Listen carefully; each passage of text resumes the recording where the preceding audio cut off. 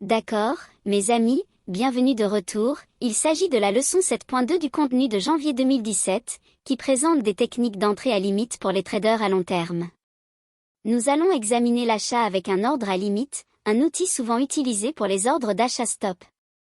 L'analyse mensuelle ou hebdomadaire devrait suggérer que le flux d'ordres institutionnels cherchera un ensemble de points au-dessus du prix quotidien du marché. La bougie quotidienne doit afficher une configuration baissière, et le graphique quotidien doit clôturer la bougie avec une clôture à la baisse pour que l'ordre soit valide, tant que la bougie du graphique quotidien est en cours de formation. L'ordre d'achat à limite sera placé au niveau de clôture de la bougie baissière, qui est une bougie quotidienne. Nous examinerons les points les plus hauts, les plus bas, l'ouverture et la clôture quotidien. Nous chercherons à passer un ordre d'achat à limite à la clôture de la bougie quotidienne lorsque cette clôture est à la baisse, tout en maintenant un marché haussier.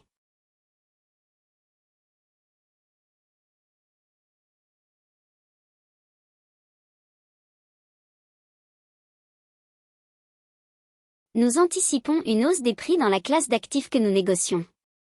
Vous constaterez que les marchés seront sous-évalués dans une condition de marché déjà principalement haussière. Idéalement, cette approche sera utile lorsque le marché a déjà montré sa volonté de rompre sa structure de marché en cours et qu'il a déjà commencé à monter. Les prix sont déjà en mouvement, il y aura des opportunités pour améliorer les entrées à long terme en se rapprochant des points de retournement. Pour ce module, nous mettons principalement l'accent sur le fait que vous n'avez pas nécessairement besoin d'anticiper les grands points de retournement en haut ou en bas du marché. Il suffit de trouver des opportunités entre les deux et de rester un trader à long terme. Cette approche permet de capitaliser sur de nombreux pips et points. Bien sûr, cela demande du temps pour que les transactions se concrétisent et se mettent en place, mais lorsque nous utilisons une entrée à limite d'achat à la clôture, nous achetons à un prix profondément sous-évalué sans avoir besoin d'indicateurs. Cela nous permet d'acheter à un prix nettement inférieur lorsque le marché est déjà enclin à monter. Dans nos exemples, vous verrez à quel point cette méthode permet d'obtenir des points d'entrée extrêmement intéressants, car ils sont fortement décotés. Vous obtiendrez rapidement des retours immédiats, même sur une base quotidienne, ce qui indiquera que vous êtes du bon côté du marché et que vous commencez à générer des profits presque immédiatement.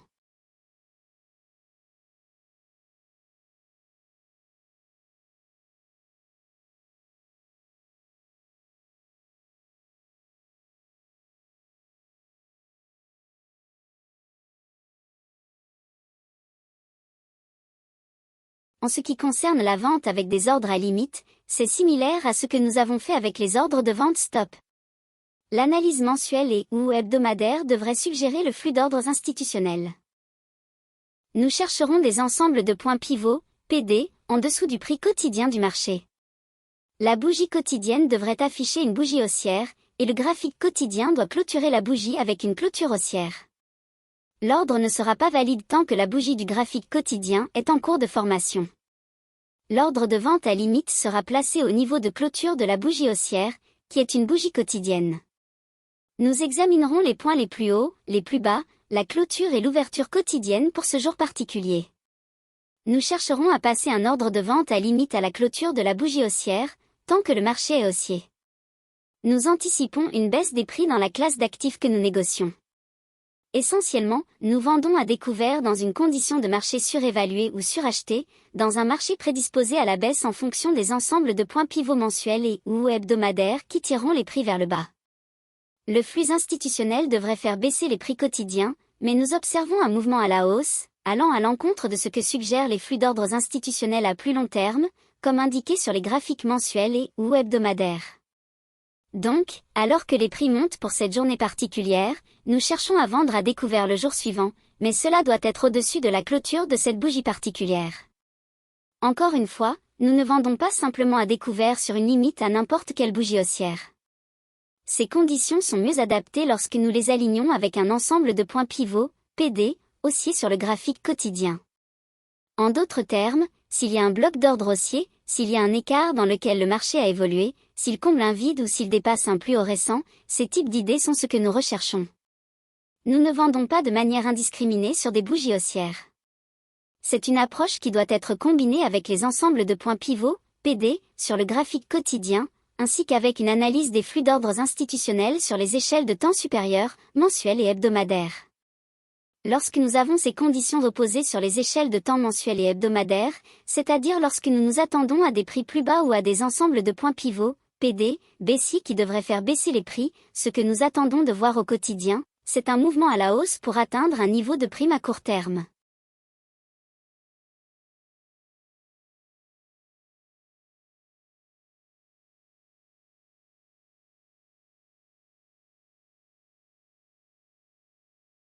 Lorsque cela se produit, vous avez des modèles d'entrée à très faible risque et à forte probabilité à votre disposition.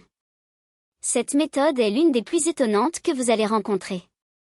En vendant à découvert sur une limite au-dessus de la clôture de cette bougie, vous obtenez essentiellement le dernier petit mouvement du marché vers le haut, ce qui est souvent le début d'un mouvement à long terme dans cette paire ou cet actif particulier.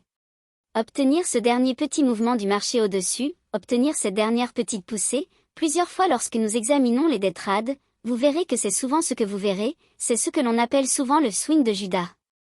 Il s'ouvrira, fera un pic à Londres, puis baissera, et ce sera le début d'un mouvement à long terme dans cette paire ou cet actif particulier. Nous allons revenir à l'exemple du yen japonais et utiliser cette idée également. Vous pouvez voir que nous avons une bougie baissière et que nous utilisons la clôture comme notre ordre à limite pour être acheteur.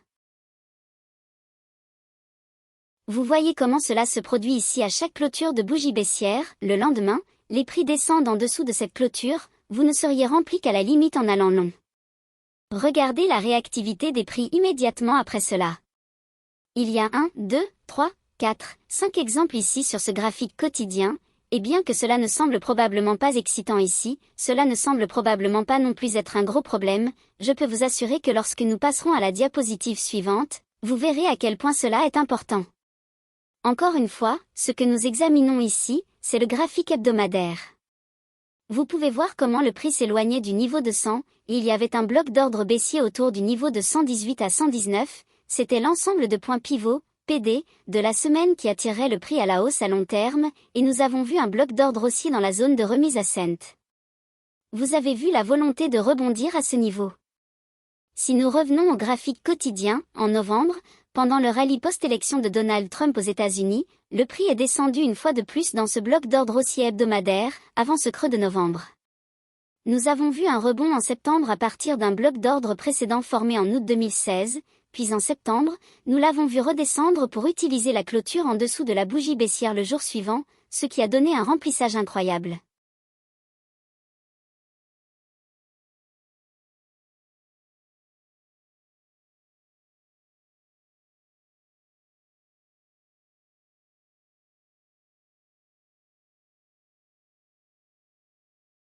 Ce que vous voyez ici, ce sont ces lignes tirées de la bougie baissière jusqu'à cette zone ombrée en rouge, c'est cet ensemble de points pivots, PD, hebdomadaires ou blocs d'ordre baissier.